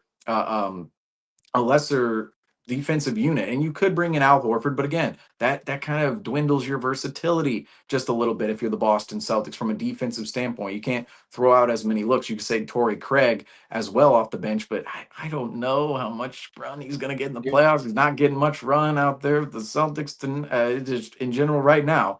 But that's why I think, my main points here on all this, if you were to take Drew Holiday out of the lineup, I think it would really throw a wrench into what the Celtics could do defensively and their versatility defensively, and it wouldn't so much affect their offensive game. Whereas Porzingis, I think there's some makeup there defensively and offensively. I think there's also enough to make up for his absence. Whereas Drew Holiday, I don't think there's enough defensive versatility to make up for his absence. That's why I look at those two players and go, you know what?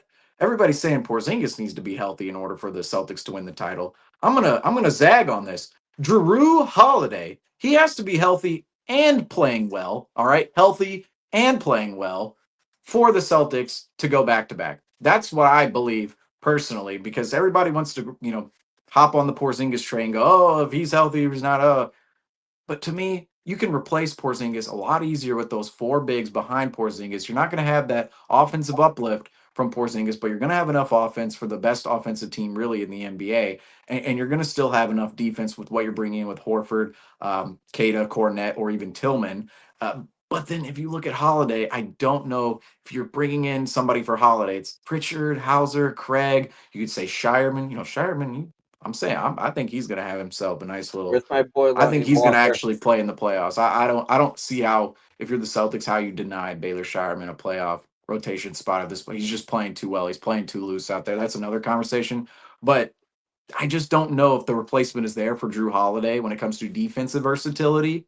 Whereas I think the replacement for Kristaps Porzingis when it comes to both ends of the floor is there. Drew Holiday, I don't really see the replacement level player out there for Drew Holiday. Although we talked about earlier this season, hey, Peyton Pritchard is kind of taken over that late fourth quarter slot at some points. That's kind of dwindled down a little bit, but I still think if the Celtics are going to win back-to-back titles, I really believe Drew Holiday has to be healthy and playing well. And Kristaps Porzingis, I think the Celtics, don't get me wrong, he's super important to the Celtics too. But if Kristaps went out of the lineup, they know how to win. The Celtics know how to win without Kristaps. They have the bodies to win without Kristaps. They have the game plan. They still have the versatility. Drew Holiday, if he goes out of the lineup, I don't know if the Celtics have the correct game plan. I don't know if they have the versatility.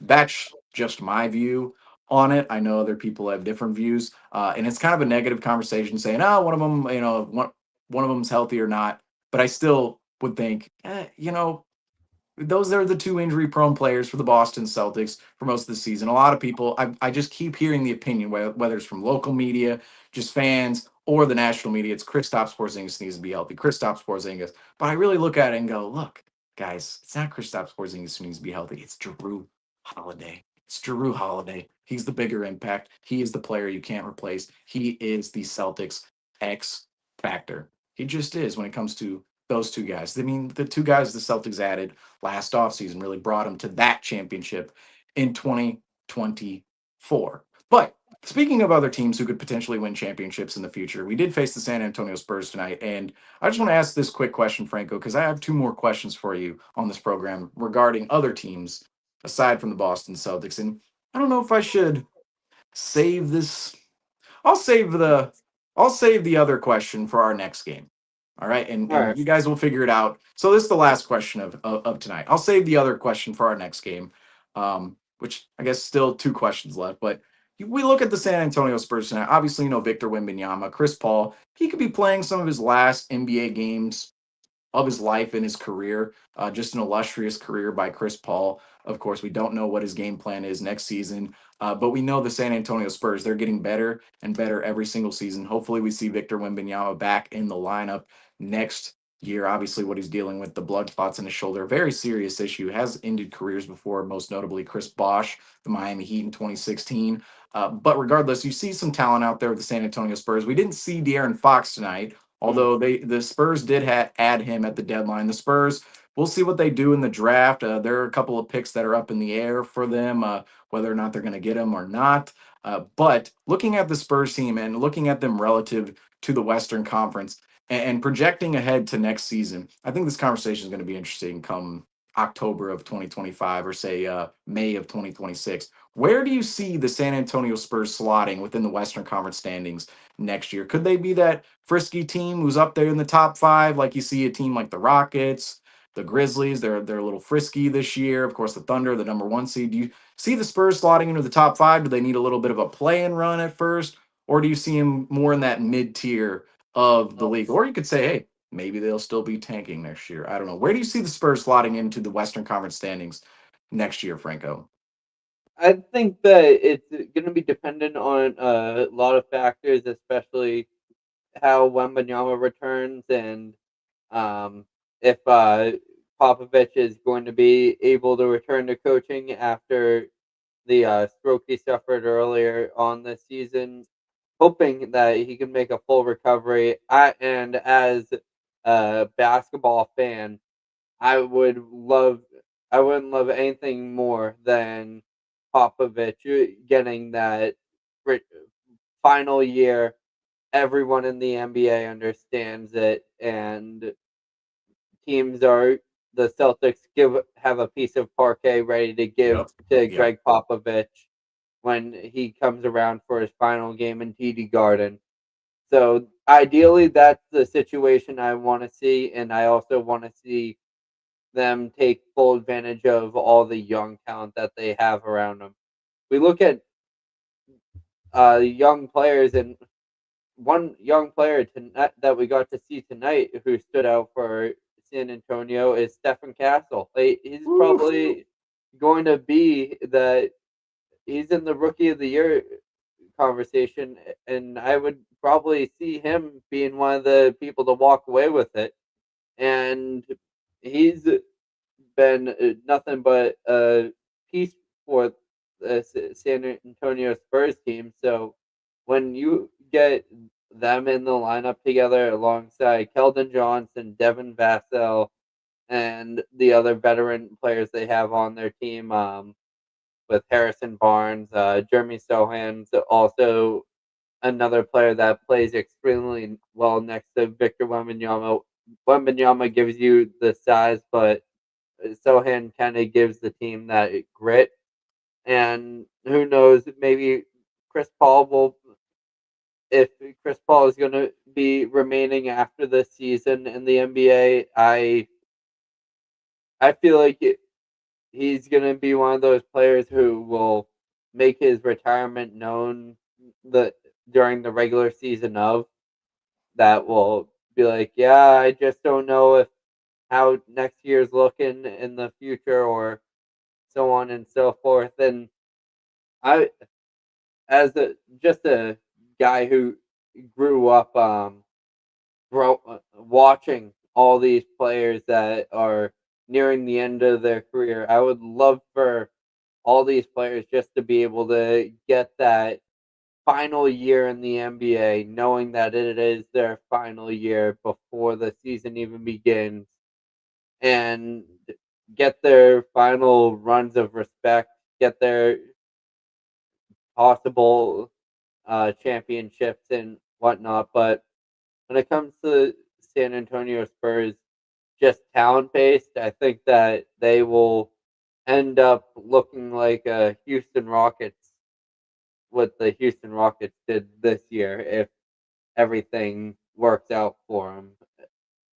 Possibly within the 4, 5, 6 seed of next year. Wouldn't be surprised if they started off as a play-in team. That's what I kind of expected this year from them before the season even began, was for them to at least make it to the play-in. And obviously the Wembanyama injury kind of makes that fall apart.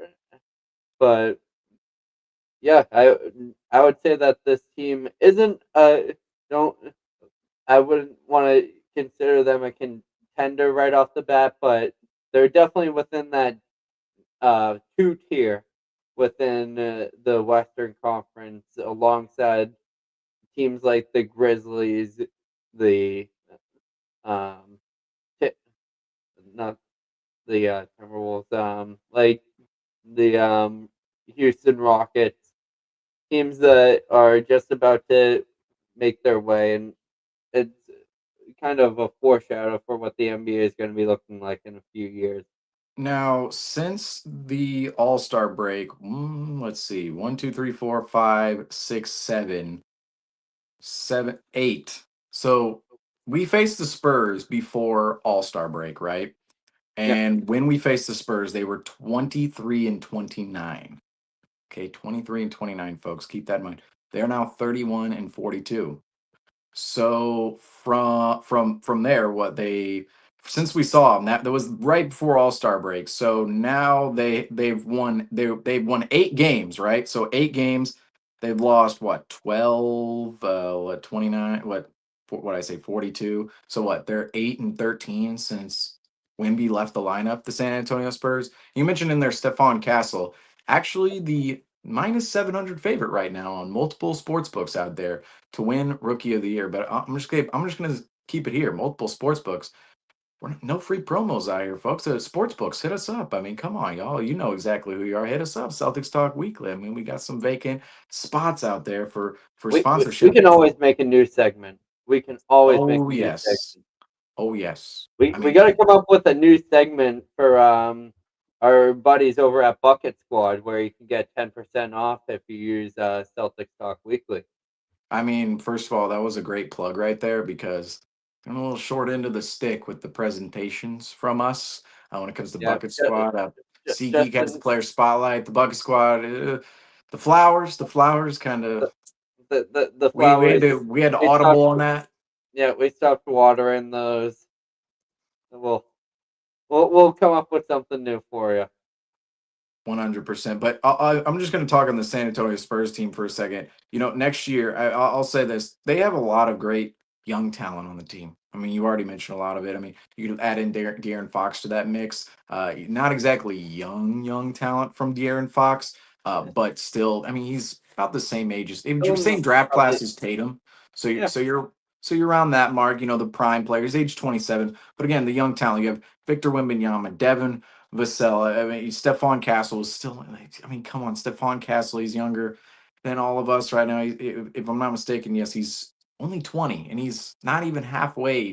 I mean, he's almost halfway. No, not even halfway to the age of 21 right now. I mean, he can't even drink yet. Stephon Castle can't even drink. Can't go buy himself an adult beverage, and he's doing what he's doing in the NBA right now. I'll say his offensive game is a long way to go, Stephon Castle, but defensively, tremendous player out there. Rebounder, great rebounder as well. And you see some of the numbers he's putting up as of late. Definitely taking advantage of some of the increased usage on the San Antonio Spurs team. But Jeremy Sohan kind of talked about him a little bit earlier. Still have Keldon Johnson there. And then after that, I mean, you just have a bunch of really assets if you're the San Antonio Spurs. I mean, you have Chris Paul. We're not really sure what he's going to do next season. Could run it back with the Spurs, could retire, could go to another winning situation. We don't really know. Harrison Barnes, he's another piece for the San Antonio Spurs to see where they're potentially going with him in the future. But just bringing up their payroll going ahead, the San Antonio Spurs, they have a lot of young talent. They're going to have some draft picks this upcoming season as well. And to see where those draft picks actually slot when it comes time in June will be certainly interesting because San Antonio, they have the 8th best odds at Cooper Flag right now. Imagine Cooper Flag and Victor Wembanyama. That would be like Steph and KD So of the like starting rookies lineup like would that. be Young guys.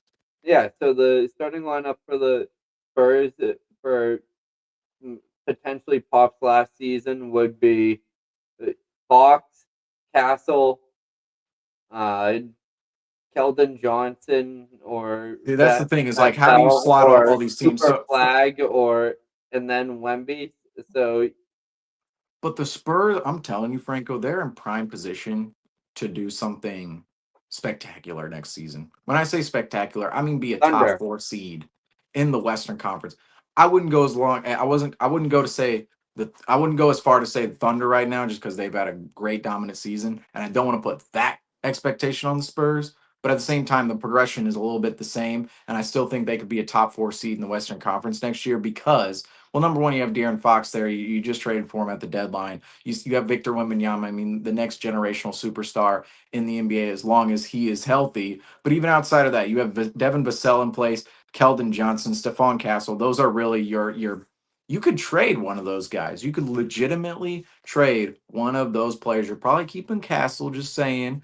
I would, Keldon Johnson, Vassell, those could be two guys that kind of, kind of dangle out there, see what you got going. But you can still win with those players as well. But I'm looking next year, $19 million expiring for Harrison Barnes.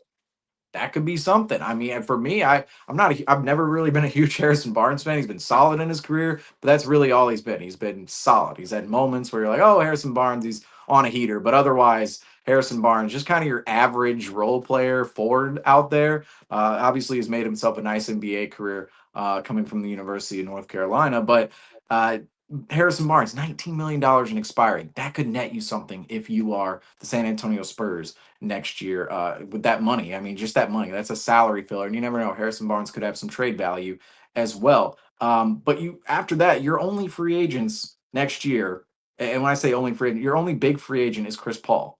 You have Chris Paul as a free agent this summer. We'll have to see what he really does. But you have Mama Kelishvili, former Buck. He's going to be a free agent. He's on a minimum. Jordan McLaughlin, minimum. You have Big Mac Biombo, who they signed for the rest of the season. He's also on the minimum deal here with the San Antonio Spurs. Those guys are going to be free agents. So you don't have any big free agents, but you also have other salary fillers. You have Blake Wesley, Malachi Branham. You have even Sohan making $7 million. Branham and Blake Wesley, they're making nearly $5 million, 4.7, $4.9 million. But I'm just looking at the salaries. I'm looking at the players they have. I'm going, they're not champion. I don't think they're going to be championship ready next year. But I think the moves that they could end up making during the summer, the Spurs could actually turn their team into something absolutely spectacular next season. I think they could be a top 4 seed in the Western Conference. They still, you could say, there might be a little bit too young still. Wembanyama, Castle. You still have the 2 draft picks as well. I mean, I'll just add this too. The Spurs, the 8th overall selection right now, 8th best odds for Cooper Flag, of course, as we say here. But they also have the 15th pick. Atlanta, we don't know where Atlanta's going to slot in, but they own Atlanta's pick as of this current moment. Atlanta's out of the lottery. And from that, the Spurs could have picks number 8, picks number 15. You pair those with Castle, you pair them with Vassell, Keldon Johnson, Jeremy Sohan, Victor Wembanyama. And you still have that Harrison Barnes expiring. You have all this other money that you could move elsewhere if you pick up those team options. You could dangle Vassell, Keldon Johnson, Sohan out there. They do make some fair money themselves. So you have all these assets and all these players for the Spurs that you either really like to win with, or you might really like to trade somewhere else and maybe get something even further to that roster. So for me, I just look at obviously the generational aspect with the superstar aspect with Victor Wembanyama and the San Antonio Spurs, but everything else on their roster right now just indicates, I mean, this team is going to be built for the future. And there was another thing I think I wanted to bring up here with the San Antonio Spurs draft picks. Maybe there wasn't a schedule. You have their salary. Stephon Castle, Rookie of the Year. I mean, that's really all we're going to see from the Spurs this season. I will say, on this front, are you a fan of their court or not? Let's just throw that out there. I guess that's the last thing the court out there tonight. We've seen it 2 years in a row now as Celtics fans. Played on it last year, of course. Victor Wembanyama did that insane alien dunk versus Derek White. That was on the court. We saw it tonight, but that Spurs court, that teal green, orange. Are you a fan of that, Franco? Are you a fan? Gives it a unique feel. I'm not like the biggest fan of it, not too objected by it, but gives it that Midwestern Texas feel. Kind of gives you shades of that 90s logo that they used to have when they had young Tim Duncan on the team. So I just think that I can see what they're going for, but I'm not opposed. Now, people they keep calling it ugly. They're done with it. They don't like it. But I gotta say, I'm not. I'm like you. I'm not like a fan. I'm not sitting there going, "Ooh, give me more of this court, right? Give me more of this court. I'm saying that maybe about the Denver Nuggets, that that rainbow type of court. I don't know what you'd call it. It's kind of a plain court, but it's pretty nice. The one they had this season, the city edition for the Denver Nuggets. But I would say the court out there gives me a little, so you said 90s, it gives me a little 70s vibes almost, where it's like, oh, that old kind of 70s court out there. And Rainy. yeah, exactly. Where it just kind of the colors, the way it's all put together. I mean, we'll do another impromptu graphic here. We'll pull it up so people know exactly what we're talking about. But I know people I've heard a lot of hate when it comes to this court, and I'm just with the Celtics. The reason I have to mention it here tonight is the Celtics have now played on it 2 years in a row. So from that standpoint, we know it quite well. But here it is, folks. Here it is. I don't know which one should I give. Let's see. We have this one. So there it is. So there's that. Again, impromptu graphics here, courtesy of NBA.com, favorite website of all time. Another view here. So there's the court we're talking about, folks. There's the court we're talking about. And I'm not opposed to it. I'll say I'm not opposed. I know a lot of people hate it out there, but I'm not opposed. I like some of the funky courts out there. I like the NBA to have a branding like behind themselves, like, okay, this is what every matchup looks like, right? But sometimes you got to roll out some cool things and make it last a while. Like I saw that court tonight. I was like, you know what? I've been seeing that a lot lately. I'm not a huge fan of their uniforms, the Spurs, but I've seen that court before. I saw it last season for the San Antonio Spurs. Now I'm seeing it tonight. There's a little bit of a branding inside there. Now, I will say my last question here. I wasn't gonna. I'm not gonna ask this question actually tonight. But it We'll did. tease it. But yes, we're gonna tease it. I did have to do with the Memphis Grizzlies, who we see in a couple days from now. The Boston Celtics will go and travel to Memphis, Tennessee, to face the Memphis Grizzlies on the last stop of the West Coast road trip. The Boston Celtics face the Memphis Grizzlies. Let's see. It's right now is Sunday. We're doing this late night, folks. Late night. So Monday, it'll be Monday at 7:30 p.m. Eastern. The Boston Celtics face the Memphis Grizzlies. Now I'll save the question I was going to ask you in regards to the Grizzlies for next post game, so we can get more in depth on it. Is it kind of mine a little bit more into that subject? But looking at this game moving forward, the Grizzlies, of course, firing their head coach Taylor Jenkins. What do you expect out of the Celtics Grizzlies game now that Taylor Jenkins is out as Grizzlies head coach? Do you see the Grizzlies coming out and playing well, or do you see their season is pretty well over? I mean, I feel like it's such a weird thing in the NBA that, like, I feel like it's happened on so many occasions that right after a coach is fired, it seems like the team just starts firing on all cylinders. Everything starts going in.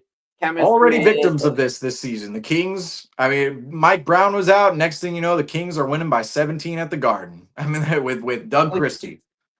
Yeah, I don't get it how it works, and maybe it's just like the relief of not having that coach there free. Finally, we can just play our basketball.